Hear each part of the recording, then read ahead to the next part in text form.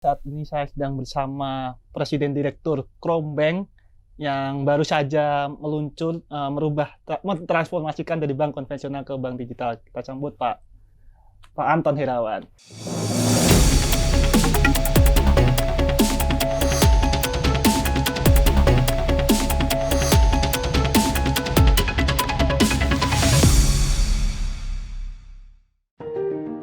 PT Krombank Indonesia Tbk menawarkan suku bunga yang fantastis, berupa suku bunga tabungan 6% per tahun dan suku bunga deposito hingga 8,75% per tahun.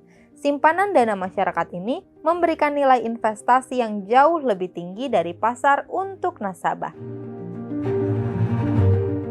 Tawaran dari Kredivo Group ini bersamaan dengan peluncuran aplikasi perbankan Digital Krom.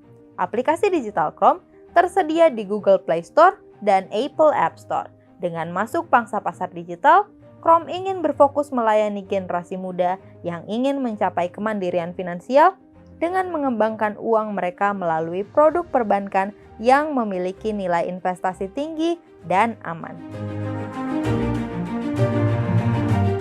Mengapa Bank Krom menawarkan suku bunga begitu tinggi?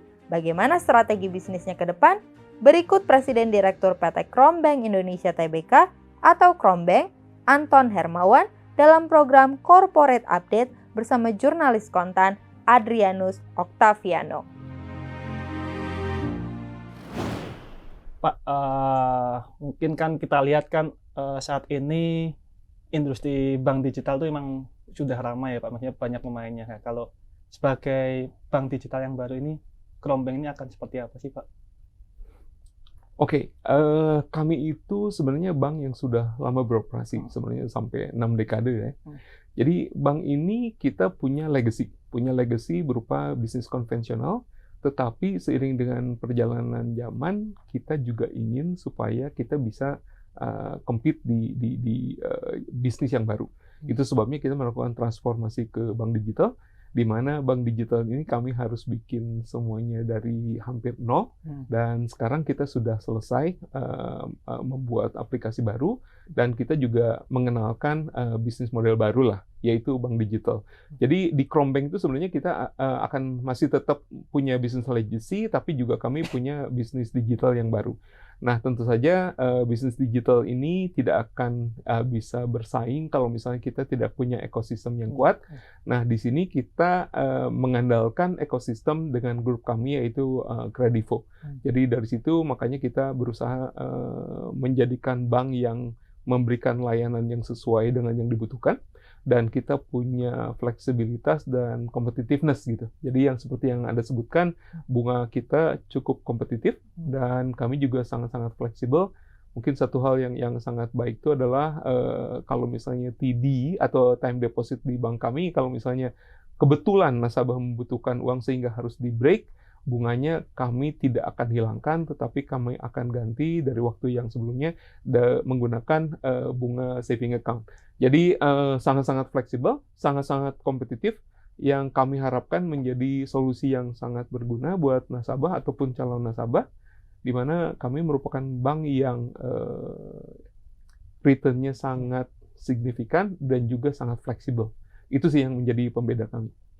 Kan kalau kita lihat juga kan misalnya bank digital juga yang lain juga misalnya menawarkan bunga-bunga yang memang kompetitif, misalnya dengan hampir semua sama sebenarnya. Nah, apa sih yang membuat orang tuh harus misalnya menempatkan di Krombank itu seperti apa?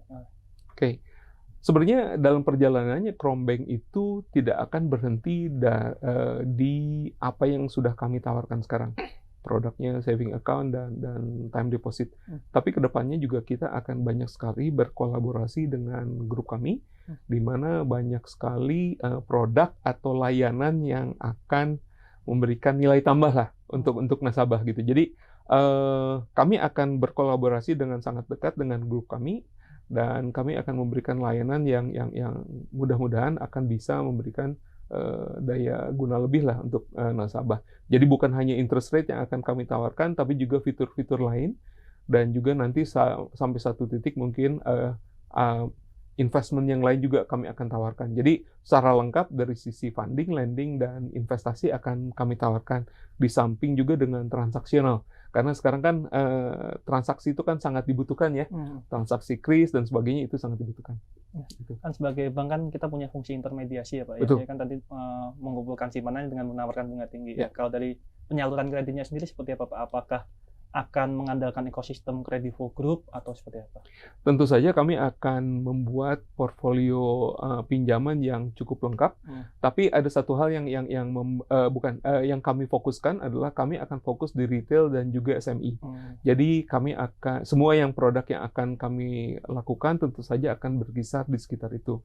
Baik produk sendiri, jadi digital loan kami sendiri ataupun kerjasama dengan partner lainnya lah. Berarti nanti akan semuanya loan-nya di digital ya Pak ya? Kami masih tetap mempertahankan bisnis legacy yang sebenarnya bukan loan digital. Jadi itu juga masih tetap ada sih. Cuma tidak akan menjangkau sampai ke misalnya corporate loan gitu. Misalnya perusahaan-perusahaan besar dan sebagainya, kita saat ini masih tidak fokus ke sana. Nah, tadi kan juga sedang menjajaki beberapa mitra ya Pak untuk buat channeling juga ya Pak. Itu progresnya seperti apa Pak? Kita ini merupakan bank yang sangat berhati-hati dalam mencari partner bisnis, dalam mencari bisnis model yang sesuai. Karena salah satu fokus yang kita pertahankan adalah menjadi bank yang profitable.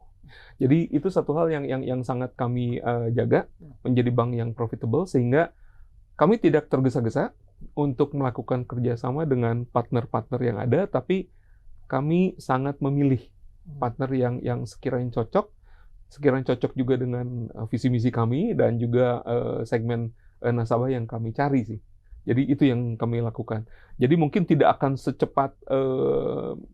terlalu cepat dalam kerjasama, tapi kami benar-benar lihat background-nya seperti apa, performa seperti apa, dan apakah akan memberi nilai tambah bagi nasabah kami gitu. Jadi kalau misalnya hanya sekedar ini tapi tidak memberikan nilai tambah, ya apa gunanya juga gitu. Kalau dari sisi kualitas kredit sendiri seperti apa Pak? Kualitas kredit itu merupakan satu fokus yang sangat kami perhatikan. Jadi dari pihak manajemen kami melihat terus dari sisi NPL, LPD, dan semuanya kami akan sangat lihat dan kami juga akan jaga.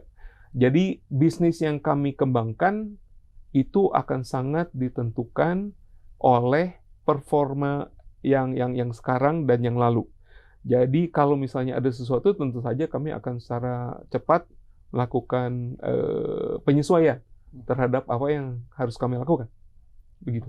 Kalau kan beberapa waktu lalu kan baru meluncurkan aplikasinya ya Pak ya. Ya, ada target jangka pendek, jangka panjangnya nggak Pak? Untuk menjangkau berapa nasabah baru gitu. Oke. Sebenarnya agak susah kalau saya bicara mengenai target dalam bentuk angka, tapi tentu saja kami akan mengakuisisi nasabah sebanyak mungkin. Kami akan berusaha mengejar jumlah nasabah yang dimiliki oleh grup. Kami akan coba akuisisi ya sebanyak mungkin, tapi tentu saja satu hal yang mungkin menjadi pembeda juga bahwa kita akan mencari atau mementingkan kualitas dari customer juga. Jadi satu hal yang mungkin akan kami lakukan adalah menggunakan atau menyesuaikan budget marketing kami dengan sangat seksama. Jadi tidak jor-joran, mungkin istilahnya begitu ya, tidak jor-joran, tapi kami berusaha mencari nasabah yang berkualitas buat kami. Target 2024 ini? Target 2024 kan seperti yang sudah kami lalui, fase pertama adalah launching. Udah gitu kami akan mencari nasabah dan kami akan terus mengembangkan aplikasi kami. Jadi aplikasi kami saat ini memang masih terbatas fiturnya, tapi sebenarnya kami semua sudah melakukan banyak pengembangan, tapi masih dalam proses. Jadi tunggu aja, kami akan mengembangkan, memberikan layanan yang banyak, tapi tentu saja kami harus mengikuti urutan yang harus dilakukan. Dari sisi loan, kami akan mengembangkan loan secara signifikan, lebih dari 100% dari tahun lalu. Demikian juga dari sisi fundingnya juga. Mungkin itu yang akan kita coba lakukan. Kalau kemarin kan saya lihat juga likuiditasnya masih 600% ya Pak, itu tinggi banget, masih ketat banget. Itu mau ditekan berapa persen Pak? Ada beberapa hal yang harus dipikirkan dalam menyalurkan likuiditas kami dibandingkan dengan menyalurkan loan dari sisi dana pihak ketiga. Jadi kami akan berusaha mencari keseimbangan antara likuiditas dari modal, likuiditas dari yang lain, dan juga dari sisi DPK. Alangkah idealnya sebenarnya untuk satu bank kalau misalnya semua loan yang bisa diberikan itu berasal dari dana pihak ketiga lah. Jadi fungsi intermediarinya jalan dan sebagainya. Tapi kami akan lihat, benar-benar kita akan lihat bulan per bulan, dan kita akan mencari keseimbangan yang sangat perlu. Di samping dengan beberapa ketentuan dari regulasi ya, beberapa cadangan yang harus kami lakukan, modal yang kami tetap harus pegang dan sebagainya. Jadi kami lihat benar-benar every single post, dan kita akan jagain sedemikian rupa sehingga tidak membahayakan siapapun. Ya, terima kasih Pak atas kedatangannya dan semoga sukses terus buat Oke, Chrome makasih, ke depan. sukses juga untuk kontak.